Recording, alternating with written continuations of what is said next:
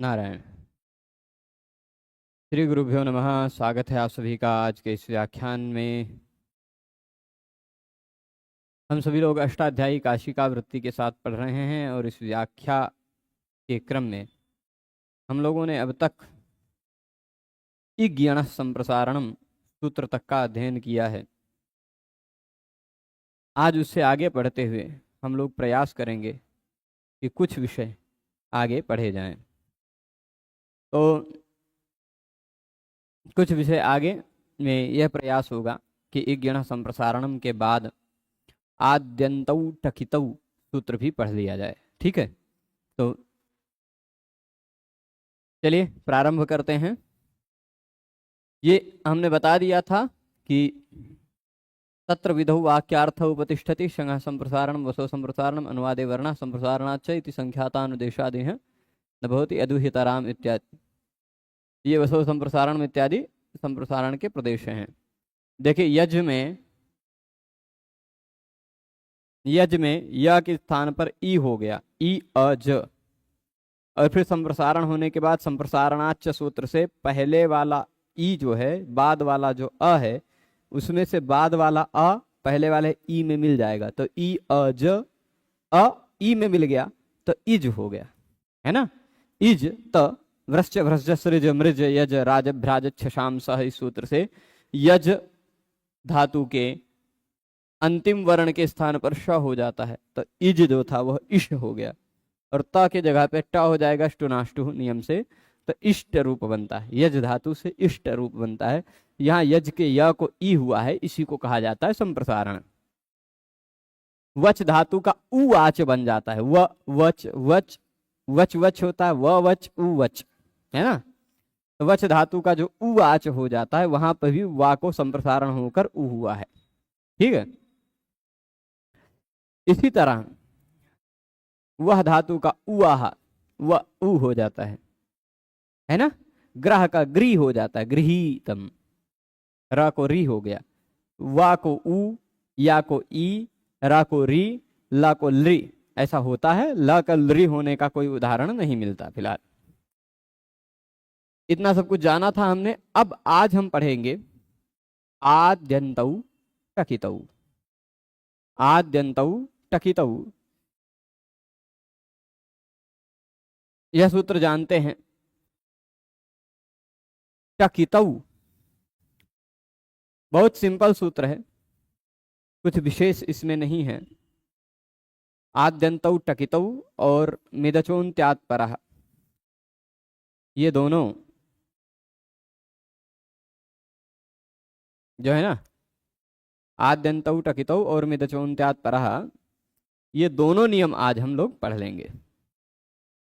तो आदिश किद भवति अंतः किद भवति, षष्ठी निर्दिष्टस्य।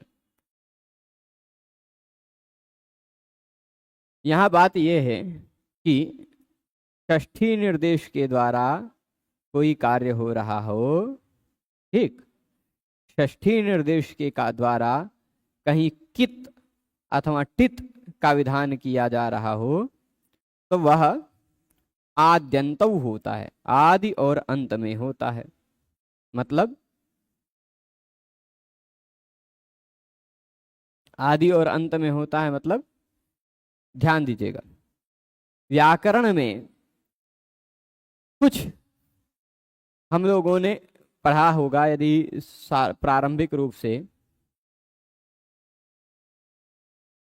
कि कुछ प्रत्यय होते हैं, कुछ आगम होते हैं, कुछ उपदेश आदेश होते हैं। यहां हम लोग वह समझने जा रहे हैं। देखिए, कुछ आगम होते हैं। पाणिनि जी ने, भगवान पाणिनि ने तीन तरह का जोड़ दिया है। तीन ऐसे जोड़ दिए हैं जो आगम बन जाते हैं, आदेश नहीं होते वो। अब आदेश और आगम में हम अंतर समझेंगे आज। क्या होता है आदेश, क्या होता है आगम, यह अंतर समझेंगे। तब उसके बाद आद्यन्तौ टकितौ और मिदचोन्त्यात् परः, ये दोनों सूत्र समझ में आएगा। ठीक है, तो पहले आदेश क्या है और आगम क्या है। ठीक है, तो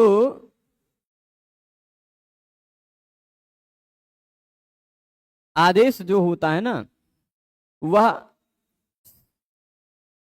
शत्रुवत होता है। कैसे होता है? शत्रुवत। और आगम जो होता है व्याकरण शास्त्र में उसको मित्रवत कहा जाता है। ठीक। आदेश कैसा है? शत्रुवत। आगम जो है वह मित्रवत। वत का मतलब है वो मित्र नहीं है, मित्र की तरह है। शत्रुवत का मतलब शत्रु नहीं है, शत्रु की तरह है। तो शत्रु और मित्र में क्या अंतर है जानते होंगे? शत्रु जब आता है तो यह प्रयास करता है। शत्रु जब आपके प्रदेश में आपके जगह पर आता है तो वह यह प्रयास करता है कि आपको हटाकर आपके स्थान पर बैठ जाए। और मित्र जब आता है तो वह यह प्रयास करता है कि आप हैं अगर तो आप बैठे हैं बैठे रहें, वह आपसे सट कर आपके आगे पीछे कहीं बैठ जाएगा। ठीक। तो जो हटा करके बैठ जाता है वह आदेश है, और जो आसपास में बैठ जाता है वह आगम है। ठीक है। आदेश और आगम में जैसे मैं उदाहरण दे रहा हूं, उदाहरण से समझेंगे। इसी उदाहरण में देखते हैं, यहां देखिएगा। यहां लुई छेदने धातु है, उसके बाद लुट लकार लगा है। कौन सा लकार लगा है? लुट। लुट लकार में से केवल ल बचता है, उ और ट चला जाता है। ठीक। केवल ल बचता है। कैसे उ और ट जाता है जब हम तीसरा पाद पढ़ रहे होंगे तो आप बढ़िया से समझेंगे। हलंत्यम उपदेश्य जननासिक इत, ये 3-1-2 3-1-3 नंबर सूत्र में हम लोग समझेंगे। तो ल बचा है, इस ल के स्थान पर यह सूत्र ने कहा तिप्तस्थस्थमिवस्मस्तातांझथा साथांधमिड्वहिमहिं। ल के स्थान पर तिप्तस्थमिवस्मस् इत्यादि होते हैं। क्या? ल के स्थान पर। तो ये जो है ना, यह तिप क्या किया, इस ल को हटाया, उस जगह पर बैठ गया। इसको कहा जाता है आदेश। ये क्या है? आदेश। जो अपने जो जहां आया है वहां किसी को हटा करके उसके स्थान पर बैठा है। ठीक। वह आदेश है। यहां ल के स्थान पर तिप हुआ, यह क्या है? तिप आदेश हो गया। उस तिप में से ती बचा हुआ है। अब यह देखिएगा, इस तिप के ती के जगह पे ड हुआ, लुटा प्रथम से डारौ रसा। लुट लकार में प्रथम पुरुष के प्रत्ययों के स्थान पर डा रऊ और रस हो जाया करता है। तो यह ती के स्थान पर जो डा आया यह भी आदेश है ना? ती को हटा करके आ गया। समझ रहे हैं बात? डा आया।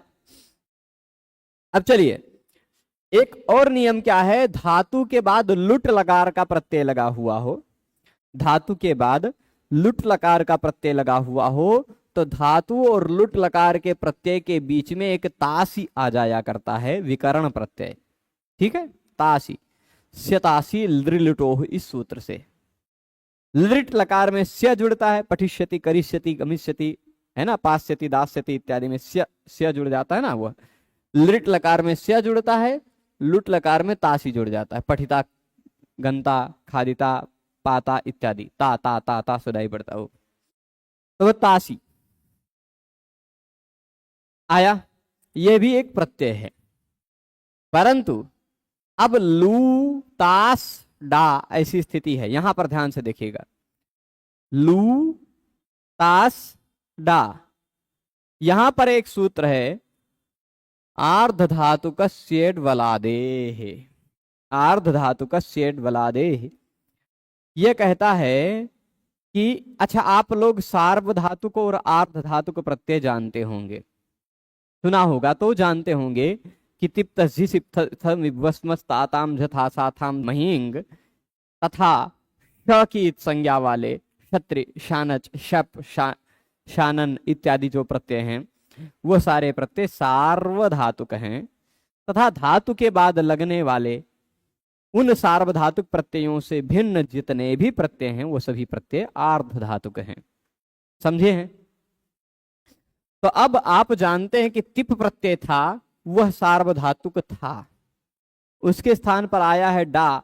सार्वधातुक के स्थान पर कोई आएगा तो वो सार्वधातुक ही न रहेगा, तो वह सार्वधातुक है। परंतु यह जो तासी आया है यह ना तो तिप्तजी में से है ना तो शित है, इसी कारण यह आर्ध धातुक प्रत्यय है। ठीक है, इसने क्या कहा, आर्ध धातुक प्रत्यय को, ध्यान दीजिएगा, आर्ध धातुकस्य यानी आर्ध धातुक प्रत्यय को, जो आर्ध धातुक प्रत्यय कैसा हो, वलादि हो। वलादि मतलब जिसका पहला वर्ण वल हो। वल, वल क्या है, कोई जानता है वल क्या है? हया वरट के व से प्रारंभ करके हल के ल तक जो स्थिति जाती है वह वल है। ठीक है, तो उसमें मैं खाली यह बता दूं, य को छोड़कर सारे व्यंजन वल हैं। ठीक, अच्छा, वल का ये बात याद आई, पाणिनीय व्याकरण में ये प्रत्याहार छोटे छोटे रखे गए हैं। मुझे ध्यान में आ गया हरिनामामृत व्याकरण का, वहां उन्होंने वल प्रत्याहार को बल नाम दे दिया है। बल किसका नाम है? बलराम का। ठीक, य वर्जितस्तु बलाह, य वर्जितास्तु बलाह, य से वर्जित जितने व्यंजन है वो सब बल हैं, भगवान का नाम हो गया। ठीक है, पाणिनीय व्याकरण से मिलता जुलता भी हो गया और भगवान का नाम भी हो गया।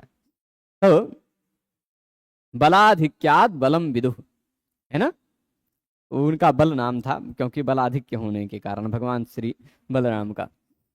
तो वलादि यानी जिसका पहला वर्ण हो वल, वल यानी या से अतिरिक्त कोई भी व्यंजन, जिस आर्ध धातुक प्रत्यय का पहला वर्ण या के अतिरिक्त कोई भी व्यंजन हो, ता है ना, उस आर्ध धातुक प्रत्यय को इट होता है।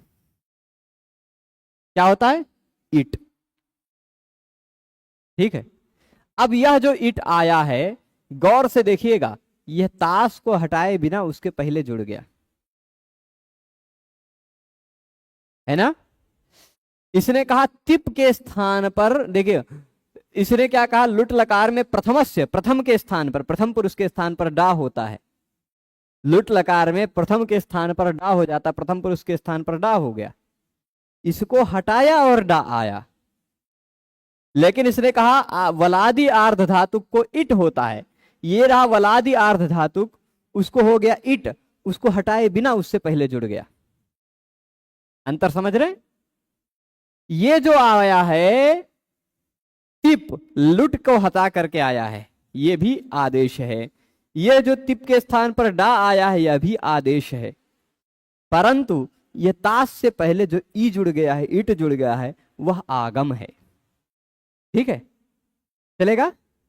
और यह आगम जो है ना, ये आगम तीन प्रकार के होते हैं। कितने प्रकार के? तीन ही प्रजाति होते हैं आगमों के। ठीक है, वही तीनों प्रजाति हम लोगों को समझनी है, तो दोनों सूत्र खत्म हो जाएंगे। अब आप आदेश और आगम में अंतर समझ गए होंगे, है ना। तो अब आगम जो है ना, वह इस सूत्र में दो प्रकार के आगम बताए गए हैं, एक ट एक क। एक जिसमें ट की इत संज्ञा हुई हो, एक जिसमें क की इत संज्ञा हुई हो, है ना। तो समझ रहे हैं? तो ट की इत संज्ञा वाला जो आ है वह आदि होगा, और क की इत संज्ञा वाला जो है वह अंत होगा। बस इतनी ही बात है।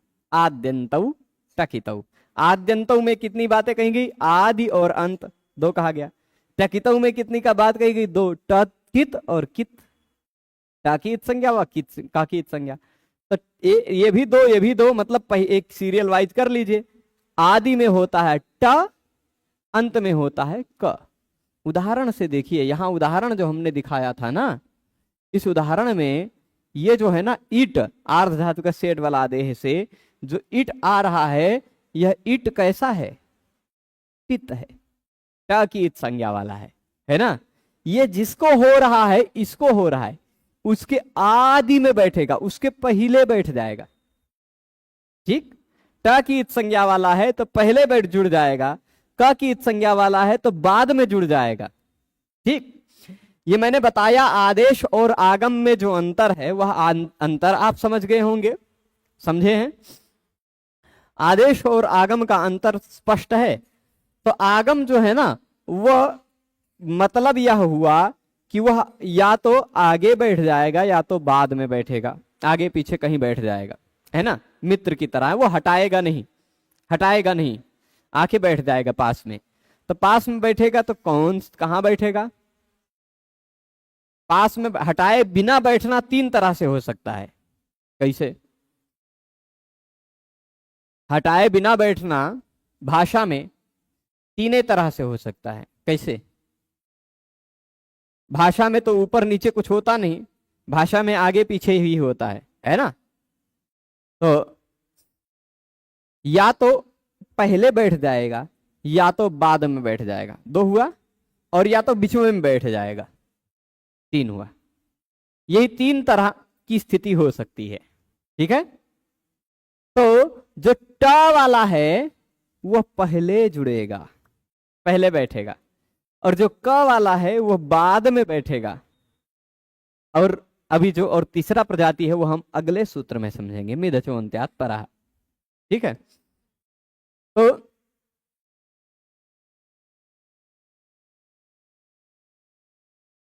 केवल इतना ही बात है इस सूत्र में, षष्ठी निर्दिष्ट होने वाले, षष्ठी निर्देश के द्वारा कोई भी कार्य किया जा रहा हो, ध्यान दीजिएगा, पूरे पाणिनीय व्याकरण में सूत्र में लगा हुआ हो षष्ठी, ठीक है, विभक्ति, उस षष्ठी विभक्ति वाले सूत्र के द्वारा कोई कार्य किया जा रहा हो, यदि जो कार्य किया जा रहा है वह टित है तो वह पहले जुड़ जाएगा, यदि जो कार्य किया जा रहा है वह कित है तो वह बाद में जुड़ेगा। इतनी ही बात इस सूत्र का है, इतना ही इस सूत्र का सार है, ठीक है। इससे अतिरिक्त जो कुछ भी आप जान जाएं वह आपके लिए प्लस पॉइंट है। तो आद्यंतो टकितो स्पष्ट है, कोई दिक्कत? चलिए हम कुछ उदाहरण इसके देते हैं। टित आगम जो है, टित ये आगम के विषय में बता रहे हैं। टकितों में जो है ना, टकितों में किस तरह से समास किया गया है वो भी देख लेते हैं। यस्मिन् शब्द स्वरूपे टकारः ककारः इत्संज्ञकः अस्ति तत् शब्द स्वरूपम आगमः एव भवेत् इति आवश्यकं प्रत्ययेष्वपि एते वर्णाः, ठीक है।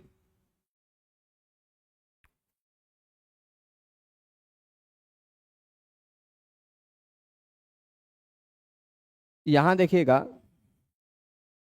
कित कितौ यस्य उक्तौ तस्य क्रमादाद्यन्तावयवौ स्तः, इतनी ही बात लिखे हैं। तो तश्च कश्च इति टकौ, तत्वबोधिनी, ये बाल मनोरमा व्याख्या में कहा है। तश्च कश्च इति टकौ, टकारादकारः उच्चारणार्थः, ये बात कही है। ट और क को मिला लिया जाएगा तो बन जाएगा ट क, है ना, टकौ। और टकौ इतौ ययोः तौ टकितौ, ट और क जिसके इत संज्ञक हैं वे कहे जाएंगे टकित। क्या कहे जाएंगे? टकित। यानी ट जिसमें इत संज्ञक हो वह टित, क जिसमें इत संज्ञक हो वह कित, लेकिन ट और क जिसमें इत संज्ञक हो वह टकित, दोनों एक ही साथ कह दिया है सूत्र में संक्षिप्त में, ठीक। तो वह टकितौ, यही इसकी स्पष्टता यहां देख लीजिए। आदिष्टित भवति, टकित संज्ञा वाला आदि में बैठता है। अंतः कित भवति, क की इत संज्ञा वाला जो कित है, कित, वह अंत में बैठता है, ठीक है। षष्ठी निर्दिष्टस्य, यदि षष्ठी सूत्र में, किसी सूत्र में षष्ठी लगी हुई हो, उसके द्वारा कार्य हो रहा हो तो अब यहां जो कार्य हो रहा था जरा गौर से देखिएगा, किस सूत्र से हो रहा था? आर्ध धातु कस्य वलादेह, वलादेह में षष्ठी लगी है कि नहीं लगी है? आर्ध धातु कस्य में षष्ठी लगी है कि नहीं लगी है? रामस्य की तरह आर्ध धातु कस्य में भी षष्ठी है। तो षष्ठी निर्देश के द्वारा जो टित हो रहा है इट, वह आदि में बैठेगा, ठीक है। खाली सूत्र ने कहा वलादि आर्ध धातुक को इट करो, पर वह इट कहां होगा ये बताने के लिए आद्यंतौ टकितौ सूत्र आ रहा है। अच्छा, यह आद्यंतौ टकितौ सूत्र तथा इसके बाद जो हम मिदचोन्त्यात् परः सूत्र पढ़ रहे हैं वह संज्ञा सूत्र नहीं है, वो दूसरे प्रकार का सूत्र है, परिभाषा सूत्र है। कैसे परिभाषा सूत्र है? मान लीजिए दहशी धुट सी तुक नश्च गमो ह्रस्वाद ची गमुन नित्यम, ऐसे कई सूत्र हैं जो टित या कित आगम करते हैं। आर्ध धातु का सेठ वलादेह को ही ले लीजिए, लुंग लंग लिंग छुदाता अट को ही ले लीजिए, अट है, इट है ना, धुट है, ऐसे बहुत सारे आगम है ना। तो वो जो आगम हैं वो होंगे तो, पर कहाँ जोड़ा जाए? उस प्रत्यय को हटाकर, उस जगह को हटा करके जोड़ा जाए कि उसके आगे जोड़ा जाए कि पीछे जोड़ा जाए, ये ऐसा प्रश्न उठेगा कि नहीं? तो उसी प्रश्न का समाधान देने के लिए सूत्र है। जब एक सूत्र के द्वारा हो रहा कार्य स्पष्टता ना हो तो उसको स्पष्टता देने के लिए जो सूत्र आते हैं वो परिभाषा सूत्र होते हैं।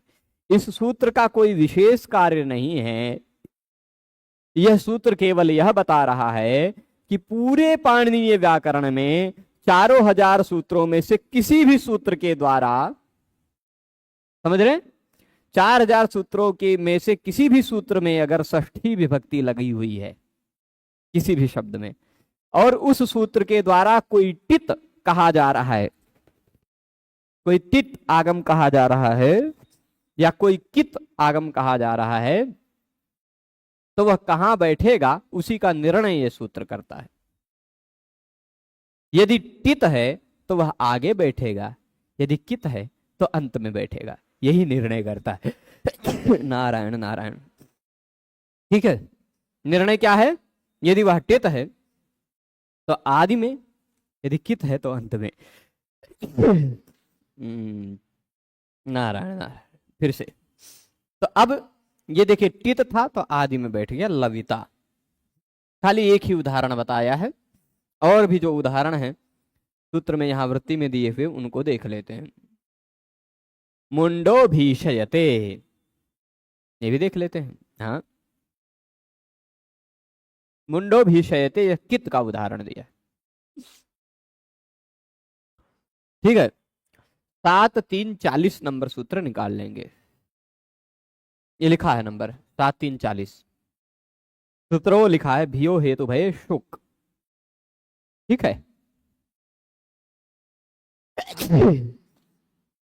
7 2 35 वाला तो देख ही लिया आपने, इतना समझ गए। तित जो होता है वह आदि में होता है, कित जो होता है वह अंत में होता है। आद्यंतो टकितो का इतना ही अर्थ है। कब? किसका? षष्ठी निर्दिष्ट का। उदाहरण क्या दिया? लविता। लविता में ई जो जुड़ा है यह टित है, इट, इट था ना, देखिए इधर दिखाना, ये इट जुड़ा है, लू ई, फिर लो ई, फिर लव ई, लविता। यह जो ई जो जुड़ा है वह ता के पहले जुड़ा है क्योंकि टित है। ठीक है, समझ गए। तथा कित वाला उदाहरण दे रहे हैं, मुंडो भीषयते। इस उदाहरण को समझते हैं। धातु है भी, ये भी भये। ठीक है, ये भी भय धातु है। इस धातु के बाद हम णिच प्रत्यय लगाएंगे। कौन सा प्रत्यय? णिच।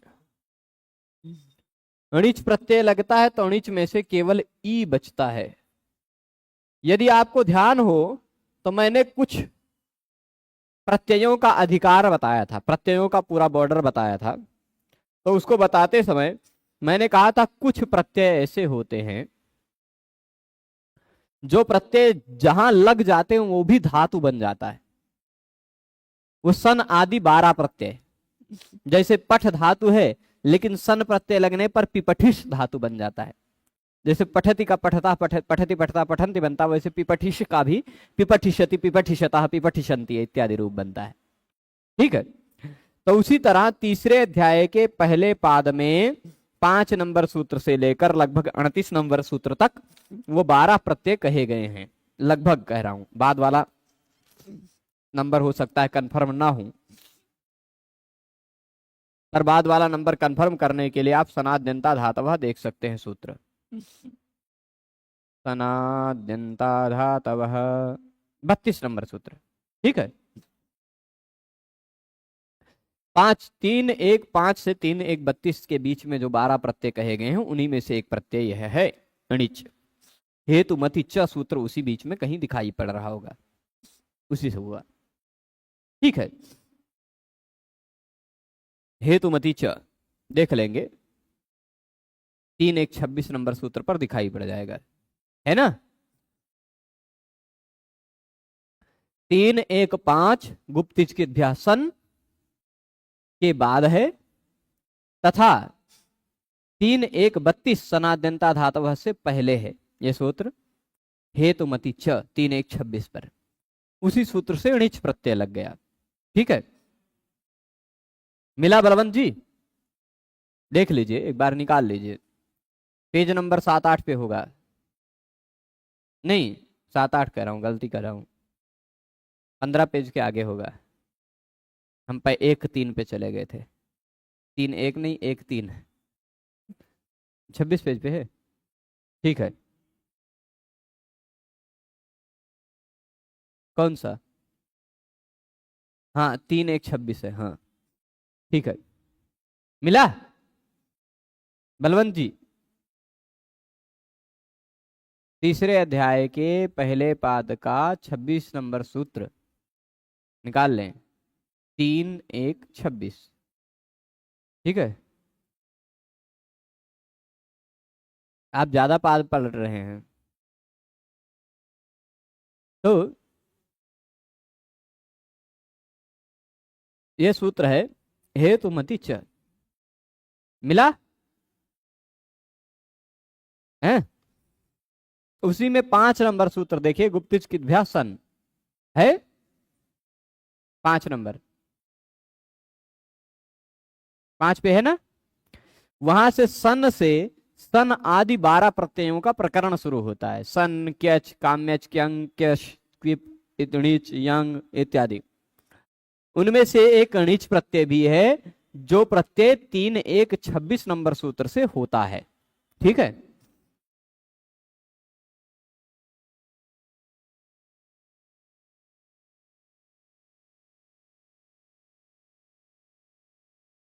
ठीक है। मृदुल कृष्ण जी पूछ रहे, गुरु जी किसी भी जगह यह कैसे समझे कि षष्ठी निर्दिष्ट कौन सा शब्द है या द्वितीय निर्दिष्ट कौन सा शब्द है, हम क्या करें? ठीक है, अभी बता रहे हैं, उदाहरण से बताएंगे। ठीक है, तो अब भी ई हुआ है, णिच प्रत्यय लगा है हेतुमति च सूत्र से। उसमें देखिएगा कहीं से सत्यापपास रूप वीणा तूल श्लोक करके सूत्र है, वहां से णिच आ रहा होगा, अनुवृत्त होकर आ रहा है ना। हेतुमति च सूत्र के पहले सत्यापपास सूत्र कहीं दिख रहा होगा, है तो वहां से अणिच की अनुवृत्ति आ रही है हेतुमति च में। अणिच प्रत्यय लग गया, भी अणिच। अणिच प्रत्यय लगकर जो शब्द बन जाता है वह धातु हो जाता है। ठीक है, समझ रहे हैं? अब जरा सूत्र निकालिएगा, यही 7 3 40। ठीक, 7 3 40 सूत्र निकालेंगे तो आपको मिलेगा भियो हेतु भये शुक। ठीक, मिला? भियो हेतु भये शुक मिल गया है ना। ये कहता है भी हो, ध्यान दीजिएगा क्या कह रहा, भी हो, उसके बाद अणिच प्रत्यय लगा हुआ हो। कौन सा प्रत्यय? अणिच। 7 1 40 से 4 सूत्र पहले 36 नंबर सूत्र में देखेंगे आप तो कहीं णौ दिखाई पड़ रहा होगा। णौ है, दिख रहा है प्रभु? अर्ति ह्री व्ली री क्नु इच माई या ताम पुंग णौ, णौ अंतिम शब्द है, ठीक है। तो णौ मतलब णिच प्रत्यय लगा हुआ हो, तो णिच प्रत्यय लगा हुआ हो तो भियः हेतु भये शुक।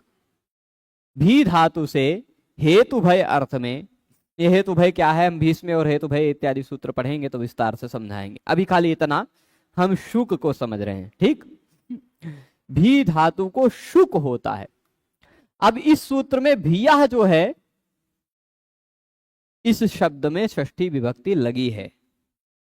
जैसे आर्ध धातु का सेठ वलादेह में वलादेह में षष्ठी लगी है, आर्ध धातु का से में षष्ठी लगी है ना। तो षष्ठी विभक्ति जिस शब्द में लगी हुई है उसके द्वारा निर्दिष्ट जो होता है वह षष्ठी निर्दिष्ट है। आर्ध धातुक हो वलादि हो वही तो षष्ठी निर्दिष्ट होगा। तो वलादि आर्ध धातुक कौन सा था पिछले उदाहरण में? तास, यही था ना।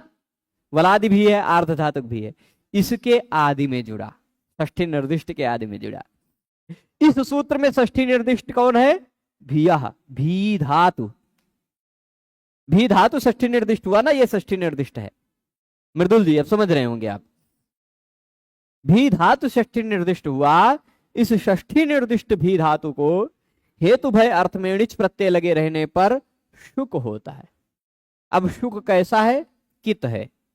क की इत संज्ञा वाला है कि नहीं? आद्यन्तौ टकितौ, ये शुक इस भी को हटाकर कर दें शुक भी के जगह पर, या भी के पहले जोड़ दे शुक, या भी के बाद में जोड़ दे शुक, ऐसा संदेह हुआ कि नहीं?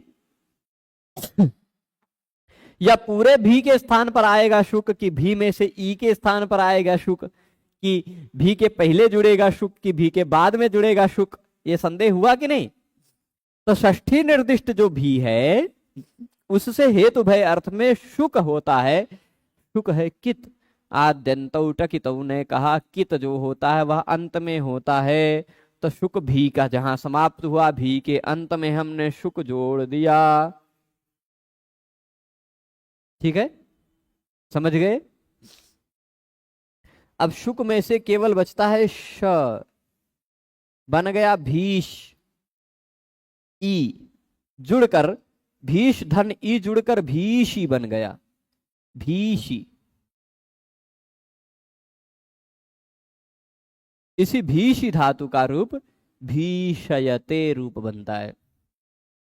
ठीक, भीषी धातु से बीच में शप प्रत्यय का अ जुड़ेगा, आत्मने पद का त आताम झ जिसको ते बन जाया करता वो जुड़ेगा। भीषी में जो ई है उसको पुगंत लघु वो सार्व धातु का अर्ध धातु को से गुण करके भीषे कर लेंगे। अ ते एचो जब आयावा से इस भीषे के ए को अय कर लेंगे तो भीषयते बन जाएगा। ठीक है, इसमें हमें उससे मतलब नहीं है, पूरी प्रक्रिया से हमें मतलब यह है कि भी को जो शुक जुड़ा वह अंत में जुड़ा। क्यों? क्योंकि कित है। ठीक है, यदि टित होगा तो आदि में जुड़ेगा, यदि कित है तो अंत में जुड़ेगा। इतनी ही बात हमको समझनी है। ठीक है, आद्यन्तौ टकितौ का इतना ही अर्थ है। इतना समझ गए हैं? कोई ऐसा है जो अभी भी ना समझा हो तो बता दें। अब कुछ टित के उदाहरण और दे देते हैं। पठ धातु का रूप देखा है आपने? पठ धातु लंग लकार में, ठीक है, पठ धातु है, उसमें शप का आ जुड़ गया तो पठ पूरा हो गया है। और यहां इसके बाद तिप प्रत्यय जुड़ा है तो लिंग लुंग लकार का, मान लीजिए लुंग लकार का नहीं लंग लकार का तिप प्रत्यय जुड़ा है। लंग लकार में तिप प्रत्यय में केवल त बचता है, पठत। एक सूत्र आएगा लुंग लंग लृंग छडुदातः। लुंग लंग लिंग लकार रहने पर धातु को अट होता है। उस सूत्र में धातु की अनुवृत्ति आ रही है लुंग लंग लृंग लगे रहने पर धातु को अट आगम होता है। अब धातु इसमें पठ है, अट जुड़ेगा तो बाद में जुड़ेगा कि पहले जुड़ेगा, उसकी पहचान है कौन सा इत्संज्ञक वर्ण है। अट में किसकी इत्संज्ञा हुई है, ट की, तो वह पहले जुड़ेगा। अगवा जुड़ गया, अपठत, अगच्छत, है ना, इत्यादि में अ जो आगे जुड़ा है वह अ क्यों जुड़ गया धातु से आगे, क्योंकि वह अ नहीं है, अट है। और अट जब जुड़ता है तो वह पहले जुड़ता है। ट की संज्ञा वाला जो होगा वह जुड़ेगा तो आदि में जुड़ेगा, क की संज्ञा वाला है वह जो है वह जुड़ेगा तो अंत में जुड़ेगा। समझ रहे हैं? ऐसे ही नुक अतोनुनासिकान्तस्य अर्ति ह्रीव ली रीक नु इच्मा याताम पुंगड़ौ जुक पुक नुक, है ना, शुक, ऐसे बहुत सारे आगम हैं जो क की संज्ञा वाले हैं, वो बाद में जुड़ेंगे। ठीक है। और अट, इट, आट, ईट इत्यादि कुछ ट की ढुट, ये सब ट की संज्ञा वाले हैं, ये जो षष्ठी निर्दिष्ट है उससे पहले जुड़ेंगे। इतना ही इस सूत्र का सारांश है। ठीक है। तो अब टित के प्रदेश बता रहे हैं। टित उदाहरण कौन कौन से, आर्ध धातु का सेड वलादे, इसमें ट है, इट, इट टित प्रदेश हो गया। कित प्रदेशाभियो हेतु भय शुक इत्यादि है। शुक में क की संज्ञा है ना। तो अब यह बात हो गई, जो भी शब्द स्वरूप है उसमें यदि ट जुड़ा हुआ है, क्या जुड़ा हुआ है, ट, टित है वह, टित कहां जुड़ेगा, पहले। जिसमें क लगा हुआ है, क की संज्ञा वाला, वह कित है, वह कहां जुड़ेगा, बाद में। परंतु यह केवल आगमों के लिए है, प्रत्ययों के लिए नहीं। ठीक है। जैसे उदाहरण दे दें, लक्षणे जाया पत्योष्टक, ठीक, एक ऐसा प्रत्यय है, लक्षणे जाया पत्योष्टक, ये टक प्रत्यय है। अब इसमें चुटू से ट की भी संज्ञा होगी, हलंतम से क की भी संज्ञा होगी।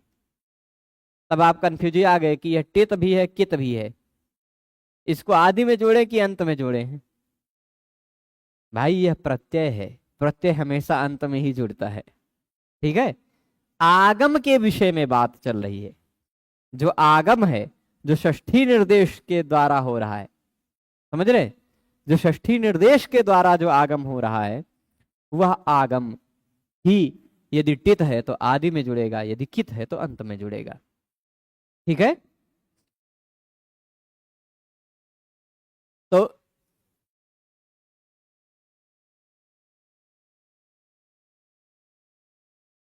हाँ, अगला सूत्र यहां देख लीजिए, टित था इट इसलिए पहले जुड़ गया और अंत में जुड़ गया नुक, वुक, जुक इत्यादि जो है, भुवो वुक लुंग लिटो, बभुव रूप बनाया होगा ना आपने। भू धातु का लुट लिट लकार में भू धातु है, भू, इसके बाद लिट है। ठीक, भुवो वुक लिंग लिटो, भू धातु को वुक होता है लुंग लकार में और लिट लकार में। अब भू को वुक होगा, वुक भू से पहले जुड़े कि अंत में जुड़े, वुक कैसा है, कीट संज्ञा वाला है। तो वुक अगर जुड़ेगा तो भू के अंत में जुड़ेगा ना, तो भू जो था वह भूवुक हो गया। मित्र की तरह ये हटाए बिना आकर जुड़ेगा तो जुड़ गया।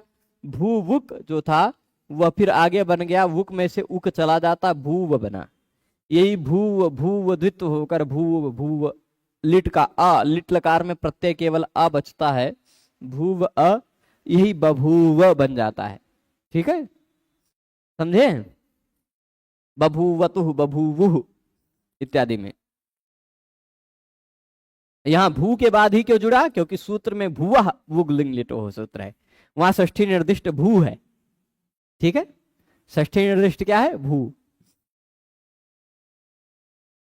अब चलिए आगे, अगला सूत्र देखते हैं, मिदचोन्त्यात् परः। ये थोड़ा सा समझने वाला है।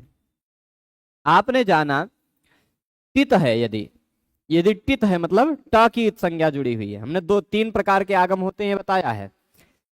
पहला ट की इत संज्ञा वाला है तो पहले जुड़ जाएगा, ये बता दिया। क की इत संज्ञा वाला है तो बाद में जुड़ जाएगा, ये भी बता दिया। दो हो गए। तीसरा म की इत संज्ञा वाला, नुम, नुम है, उम है, पुम है, पुम शायद है ना, चलेगा। स्नम, स्नम है ना।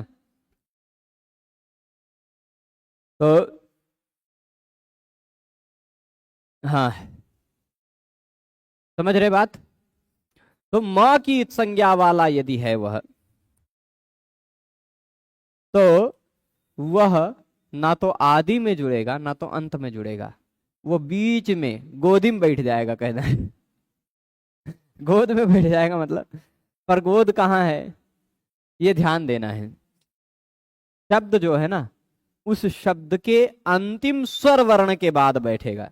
मित, मित जो है ना, वह शब्द के अंतिम स्वर वर्ण के बाद बैठेगा। ठीक है, जैसे यह रुधादिभ्यः स्नम है। क्या है, रुधादिभ्यः स्नम, उदाहरण दे रहे हैं। ठीक है, तो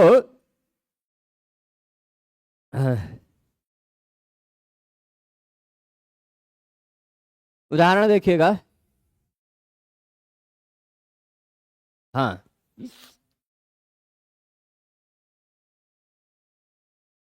कौन सा ले, ये स्नम लेते हैं। रुध धातु कौन सा है, रुध।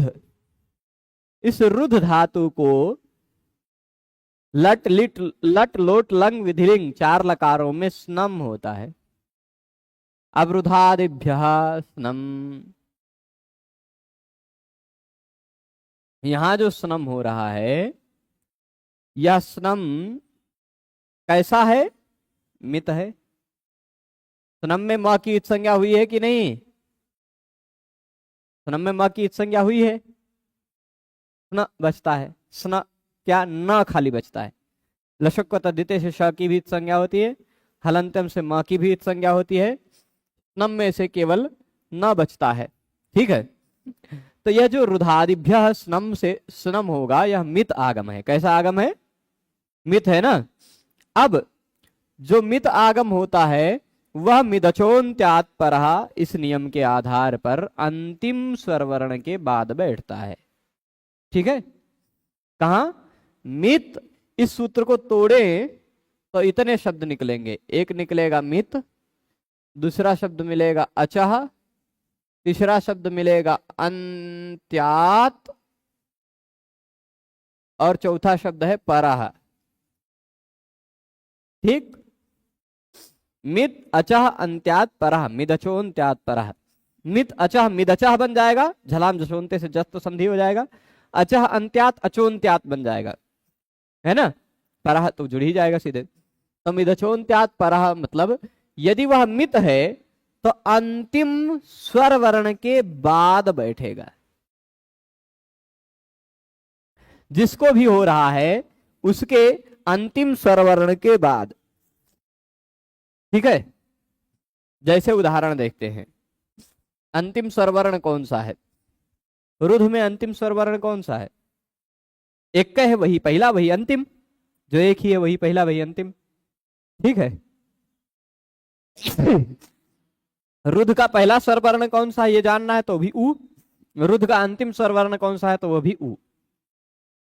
उस अंतिम स्वर वर्ण के बाद जुड़ेगा स्नम। नारायण, तो अंतिम स्वर वर्ण जो रू है उसके बाद स्नम जुड़ गया। क्या, स्नम और ध है, ध इधर चला गया। मतलब बिचवा में घुस गया, किसी को हटाया नहीं, बीच में बैठ गया, इसको कहा जाता है मित वाला। ठीक है। अब सुनम में से म भी गायब होगा, हलंतम से उसकी इत संज्ञा होगी, श की भी लशक को तद्धित से इत संज्ञा होगी, बचेगा केवल न।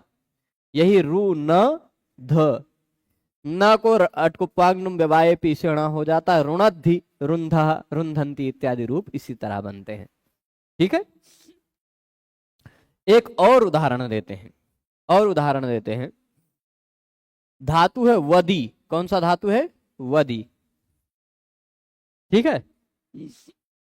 वदी धातु में से बचता है केवल वद। क्या बचता है? वद। ठीक। अब इस धातु में किस वर्ण की इत संज्ञा हुई है? वदी में ई की, ई की इत संज्ञा हुई है ना। ई की इत संज्ञा वाला कोई भी धातु हो, उस धातु को नुम हो जाया करता है। ईदितो नुम धातो। सूत्र क्या कहता है? ईदितो नुम धातो। ईदित धातु को नुम होता है। अब इसको क्या हो रहा है? नुम। नुम भी ईदित धातु को नुम होगा। नुम कहां बैठे? अंतिम स्वरवर्ण के बाद। तो वद में अंतिम स्वरवर्ण क्या है? अ। उसके बाद नुम बैठेगा, द को तनी इधर सरका देते हैं, उसमें नुम बचेगा, नुम का न खाली बचता है, नुम बैठेगा उसका खाली न बचता है, वंद बन गया। वंदते वंदेते वंदन्ते वंदसे वंदे थे वंदध्वे वंदे वंदावहे वंदामहे। वंदे मातरम पढ़ाई होगा आपने, है ना। वह नुम बीच में आया है। ठीक है, समझ रहे हैं। तो ये ईरितो नुम धातु जो भी मित आगम है, वह अंतिम स्वर वर्ण के बाद बैठता है, यानी कभी कभी बीचों में बैठ जाता है। यदि कोई ऐसा भी शब्द हो जो अंतिम वर्ण उसका स्वर ही हो, तो अंतिम स्वर वर्ण के बाद यानी अंतिम वर्ण के बाद बैठेगा। कभी कभी अंतिम वर्ण के पहले बैठ जाता है, कभी कभी अंतिम वर्ण के बाद बैठ जाता है।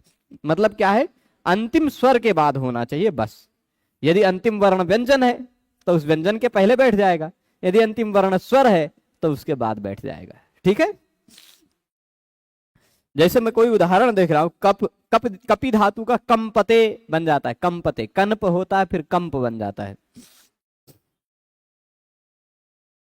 और अनड्वान अनड्वाह रुनद्धि,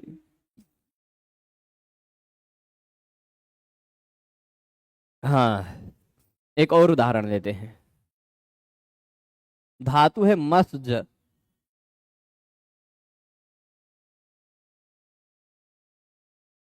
धातु कौन सा है? मस्ज।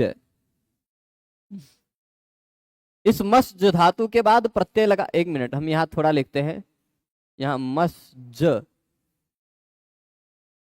इसके बाद प्रत्यय लगा क्त। ठीक है।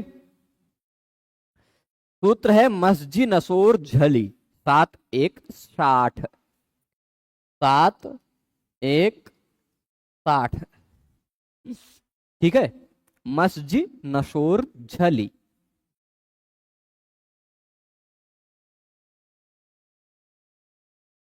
ठीक है।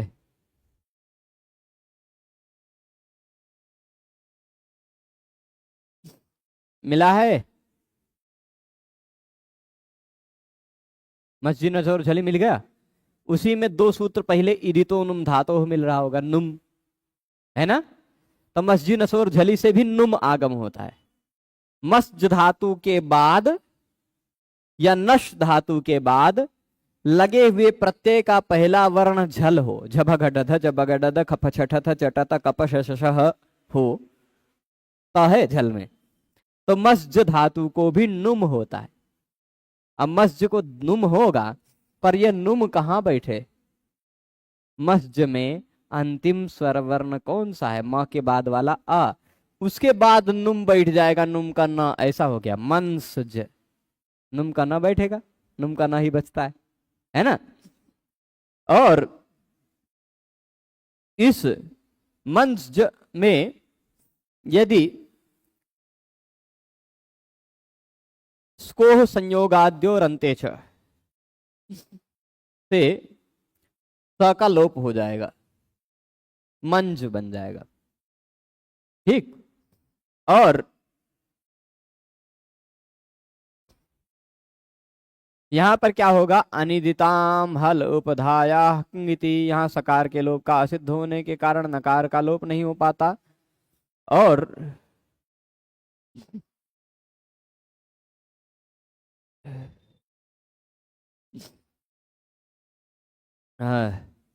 मस्जिद नशोर झली। अच्छा, यहाँ है कई बात।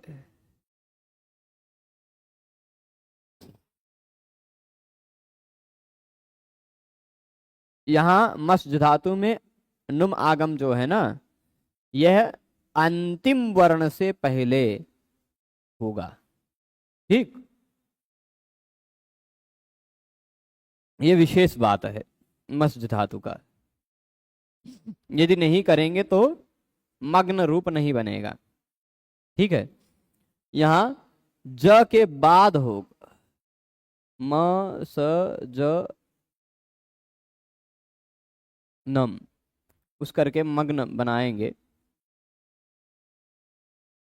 हाँ, मस धातु से जो मस्जेरंत्यात पूर्वम नुममिच्छन्ति, यहाँ ये बात आएगा ना, मस्जेरंस्यात पूर्वम नुममिच्छन्त्यनुषंग संयोगादिलोपार्थम। ठीक है, यदि ये मस्जी नशोर झली वाला जो है ना, यहाँ नुम आगम जो हो रहा है मस्ज में, वो एक विशेष बात है। अन्य सभी जगहों में मस्ज धातु को छोड़ करके अन्य सभी जगहों पर जो मित है, वह मित अंतिम से पूर्व में बैठेगा, अंतिम स्वरवर्ण के पर में बैठेगा। मिदचोन्त्यात पर, अंतिम अच के पर में। ठीक है, परंतु मस्ज धातु जो है ना, इस मस्ज धातु में अंतिम वर्ण के पहले मस्जेह अंत्यात पूर्वम नुमम इच्छन्ति, मस्ज धातु में अंतिम वर्ण से पूर्व नुम चाहते हैं। तो जैसे मस्ज है ना, यहां पर नुम जो होगा यह अंतिम वर्ण के पहले होगा। ठीक है, तभी संयोगांत लोप हो पाएगा। ठीक है, चलेगा। और इस ना का भी लोप होगा, नुम आएगा पर ना का लोप होगा। ज बचेगा, ता के जगह पे ना हो जाएगा, ता प्रत्यय जो है ज के जगह पे ग हो जाएगा, मग्न ता के जगह पे न होकर मग्न बनेगा, मग्नवान बनेगा, इस तरह से। ठीक है, मस्ज धातु में जो नुम आगम होता है, यहां मंकता में ज्यादा अच्छे से समझेंगे। मंकता, मंकता,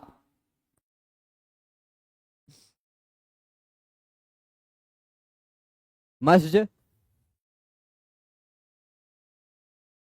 न जो ऐसा होगा, है ना, अंतिम से पूर्व में। मस्ज धातु में खाली ये एक विशेष बात है, और सब जगह अंतिम स्वरवर्ण के बाद न जुड़ेगा नुम, जो या जो भी मित है वह। तो यहां इसके बाद प्रत्यय लगा हुआ है त्रिच, त्रिच का हो जाता है ता।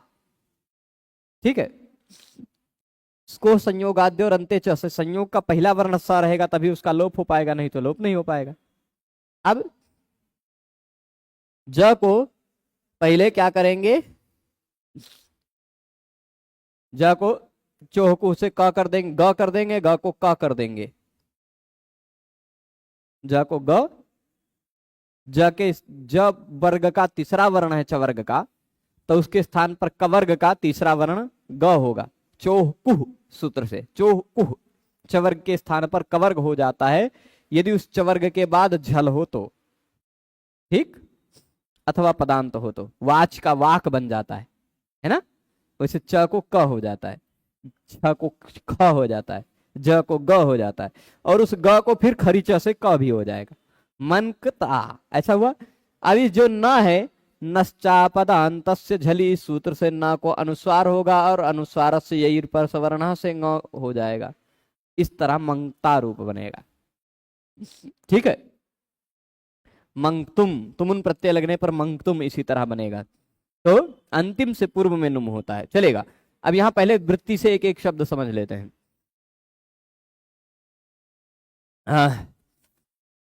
अचः इति निर्धारणे षष्ठी। अचः में जो षष्ठी लगी है ना, वह षष्ठी अचः में पंचमी भी हो सकती है। मिदचोन्त्यात् परः, पंचमी में भी अचः बनता है, षष्ठी में भी अचः बनता है। ठीक, तो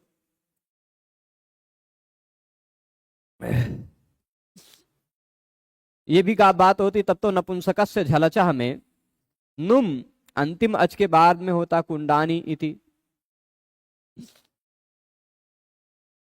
ठीक है, तो अचः जो है ना, यह निर्धारण करने में षष्ठी है कि जहां भी यह नुम होगा वह अंतिम अच को देखेगा। ऐसा नहीं कि अच अंतिम वर्ण होना चाहिए। ठीक, अंतिम वर्ण अच हो तभी नुम होगा, ऐसी बात नहीं है। समझ रहे हैं? अंतिम अच मिलना चाहिए, वह अंतिम वर्ण के रूप में हो चाहे ना हो। ठीक, अच के रूप किस तरह चलेंगे? अच अचौ अचः, अचम अचौ अचः, अचा अजभ्याम अजभी, अचे अजभ्याम अजभ्या, अचः अजभ्याम अजभ्या, अचः अचोह अचाम अचि, अचोह अक्षु, ऐसा रूप चलेगा। तो ये कह रहे हैं कि अचः में जो षष्ठी लगी है वो कैसी षष्ठी लगी? निर्धारण में षष्ठी लगी है। मतलब क्या है? उसका तात्पर्य यह है कि यदि मिदचोन्त्यात् परा में अचः में निर्धारण वाली षष्ठी न होती तो हमको यह पता चलता कि अंतिम वर्ण अच होना चाहिए, तभी यह नियम लगेगा। अचः अंत्यात्, अंतिम अच होना चाहिए, अंतिम वर्ण अच होना चाहिए, तभी यह नियम लगेगा। पर निर्धारण षष्ठी है कि शब्द में कहीं भी अच हो उसी को पकड़ लीजिए, अंतिम अच हो उसी को पकड़ लीजिए, उसके पर में जोड़ दीजिए। ठीक, जातौ च इदम एक वचनम, अचः में जो एक वचन है वो जाति में है। जाति में एक वचन है मतलब अचत्व विशिष्ट जो कुछ भी है वह अच है। स्वर, देखिए स्वर शब्द एक जाति है। जाति का मतलब क्या है? जो एक शब्द कहने से अनेक अर्थ बोधित होता वह जाति है। ठीक, जैसे ब्राह्मण कहा गया तो ब्राह्मण एक कहने से अनेकों का बोध हो जाएगा। वैसे अच कह दिया गया एक, परंतु बोध अ इ उ ऋ ए ओ इत्यादि सबका हो जाएगा। तो इसलिए अच में जो एक वचन लगा है वह जाति अर्थ में एक वचन है। तो अचाम सन्निविष्टा नाम कई अच हो तो भी अंत्यात अचः परः मिद भवति। यदि सन्निविष्ट कई अच हो, जैसे उदाहरण देते हैं कुंड है, इसके बाद शी प्रत्यय लगा है। कौन सा प्रत्यय? शी, जिसका बचा ई। नपुंसकस्य झलचः सूत्र ने कहा कि नपुंसक लिंग में झलंत या अजंत धातु हो तो उसको नुम हो जा, झलंत या अजंत शब्द हो तो उसको नुम हो जाता है। अब कुंड को नुम करो तो कुंड में नुम कहां बैठेगा? एक स्वर ये भी है, एक स्वर ये भी है, अंतिम स्वर वर के बाद बैठेगा कुंड में ई, तो कुंडन हो गया, कुंडन ई। अब जैसे राजन का राजा नौ बन जाता है सर्वनाम स्थाने चा समुद्धव सूत्र से, वैसे कुंडन को कुंडान हो गया, उसमें ई जुड़ेगा, कुंडानी रूप बनता है, फलानी पुष्पाणी इत्यादि में, है ना। तो ये जो नुम हुआ है वो नुम अंतिम स्वर वर्ण के बाद बैठा है ना, अंतिम स्वर वर्ण वह देखेगा बस। तो अचाम सन्निविष्टा नाम कई अच भी हो यदि किसी शब्द में, तो उसमें अंतिम अच से पर में मित होता है। स्थाने योग प्रत्यय परत्वास्य अयम अपवाद है। षष्ठी स्थाने योगा एक नियम है और प्रत्यय परश्च एक यह नियम है। षष्ठी स्थाने योगा आप 1:1:51 में ही पढ़ेंगे, 1:1:50 या 1:1:51 नहीं, 49 होगा, अभी आएगा। षष्ठी स्थाने योगा 1:1:49 है ना, द्विसूत्र बाद है, 2 सूत्र बाद षष्ठी स्थाने योगा है उसका, तथा 3 1 2 नंबर सूत्र निकाल लीजिए। 3 1 2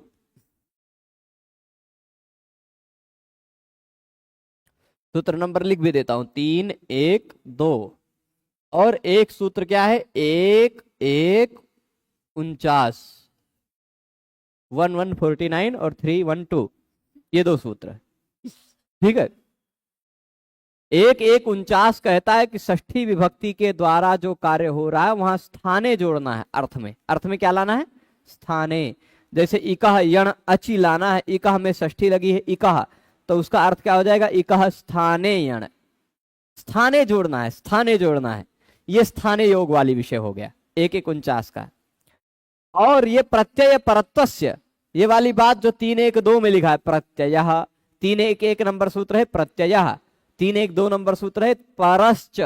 परश्च क्या कहता है, जो कोई भी प्रत्यय होता है वह पर में ही जुड़ता है ना। जो कोई भी प्रत्यय होता है वह पर में ही जुड़ता है। परंतु ये तो कहा कि प्रत्यय भी हो, चाहे आगम हो, चाहे जैसा हो, यदि मित है तो अंतिम स्वर वर्ण के बाद बैठेगा। ठीक है। तो एकदम पर में जुड़ा ये बात नहीं है कि नहीं, और उसके स्थान पर आकर बैठ गया ये भी बात नहीं है, तो स्थानीय योग भी नहीं है। और प्रत्येक जो एकदम प्रत्येक पर में ही जुड़ना चाहिए वो पर वाली बात भी नहीं है, अंतिम स्वर वर्ण के पर में जुड़ेगा। कभी कभी शब्दों के बिचों में घुस जाता है, तब पर वाली बात तो रह नहीं गई। वही स्थानीय योग प्रत्यय परत्वस्य अयम अपवाद है, यह नियम जो है यह नियम अपवाद है। प्रत्यय सभी पर में ही होते हैं, लेकिन यदि मित है तो पर में नहीं जुड़ेगा, अंतिम अच से पर में जुड़ेगा, अंतिम स्वर वर्ण के बाद जुड़ेगा। ठीक है। सारे के सारे प्रत्यय बाद में जुड़ेंगे, लेकिन मित प्रत्यय है तो वो बीच में भी घुस सकता है, उसको स्वर वर्ण चाहिए, वो स्वर वर्ण से चिपकेगा। ठीक है। और अन्य कोई आदेश हो रहा है तो वो स्थान पर आएगा, लेकिन यदि वह मित है तो वह कहां आएगा, वह अंतिम स्वर वर्ण के बाद। ठीक है, जुड़ेगा। वीरुण धी, यहां स्नम जुड़ा है बीच में, रुद्ध धातु। मुंचती, मुंचती में आप सूत्र यदि निकालना चाहे तो देख सकते हैं।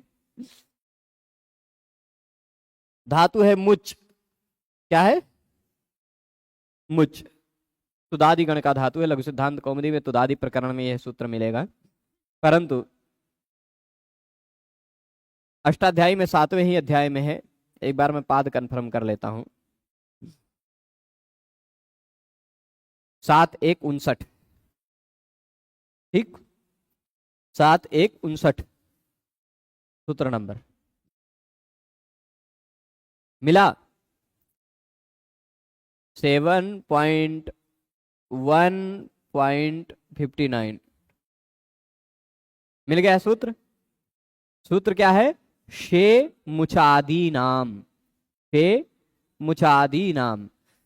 श प्रत्यय लगा हुआ हो और तिप है, तिप का ती है, श में से बचता है केवल अ, ठीक, तो दादीगण का श प्रत्यय। श प्रत्यय लगा हुआ हो तो मुछ आदि धातुओं को भी नुम हो जाता है। अब मुझ को नुम हुआ, नुम कहां बैठेगा, अंतिम स्वर वर्ण के बाद। अंतिम स्वर वर्ण यानी यहां बैठ गया मुंच। अब अगर शब्द के बीच में कहीं न हो तो नश्चा पदांत से झली इस सूत्र से उसको पहले अनुस्वार होता है, और अनुस्वार हुआ, अनुस्वार अपने बाद में, अनुस्वार के बाद यदि कोई वर्गीय व्यंजन हो तो अनुस्वार के स्थान पर उसी वर्ग का अंतिम वर्ण आ जाता है। तो छ वर्ग का अंतिम वर्ण आ गया, मुई च ती, ऐसा रूप बन गया। यहां बिछुआ में यहां जो दिखाई पड़ रहा है वह नुम है, क्या है, नुम है, वह अंतिम स्वर वर्ण के बाद बैठा है मुंच में, मुच में। ठीक है। पयांसी में देखिएगा शब्द है पयस, और उसके बाद प्रत्यय लगा हुआ है शी, शी में से बचा हुआ है ई, ठीक। यहां भी नुम आएगा अंतिम स्वर वर्ण के बाद, पयंस ई, इस न के पहले को दीर्घ करेंगे पयांसी, ना को अनुस्वार कर देंगे पयांसी, ऐसा रूप बना। ये जो अनुस्वार दिखाई पड़ रहा है, यह नुम का ना है। ठीक। मित के प्रदेश जो है, मित म की इत संज्ञा वाले जो है, वो उसके प्रदेश दिखाई पड़ते हैं मूर्धादिभ्य स्नम, है ना। इति तो नुम धातो इत्यादि, स्नम नुम इत्यादि जो हैं वह मित वाले हैं उदाहरण। तो मस्जे रंत्यात पूर्वम नुम इच्छन्ति, मस्जिद में धातु में अंतिम वर्ण से पूर्व नुम चाहते हैं लोग। क्यों? अनुषंग संयोगादि लोपार्थम, क्योंकि संयोग का पहला वर्ण स रहेगा तभी उसका लोप हो पाएगा। संयोग का, अब अगर अंतिम स्वर वर्ण में देखिए म स ज, यदि अंतिम स्वर वर्ण के बाद नुम जोड़े तो संयोग का पहला वर्ण स रह ही नहीं गया, संयोग का पहला वर्ण न हो गया, सा का लोप ही नहीं हो पाएगा। परंतु यदि मस्ज धातु में अंतिम वर्ण से पूर्व में यहां न जोड़ा तो संयोग का पहला वर्ण सा रहेगा, उसका लोप हो सकेगा। ठीक है, समझ गए? नारायण नारायण। तो मगरा बहुत छींक आ रही आज। नारायण। हाँ, अब ये बात भी समझ गए होंगे। ये देखिएगा, स्नम है, रुध में अंतिम स्वर वर्ण के बाद जुड़ा न, रु न ध, रु में ऊ के बाद है। ठीक है, अब यहां पर ही रोकते हैं। एच एक ह्रस्वादेश सूत्र को हम लोग अग्रिम व्याख्यान में कल समझेंगे। आज ही समाप्त करते हैं व्याख्यान को। सभी लोग जुड़े रहे उसके लिए सभी को बहुत बहुत धन्यवाद। नमो नमः।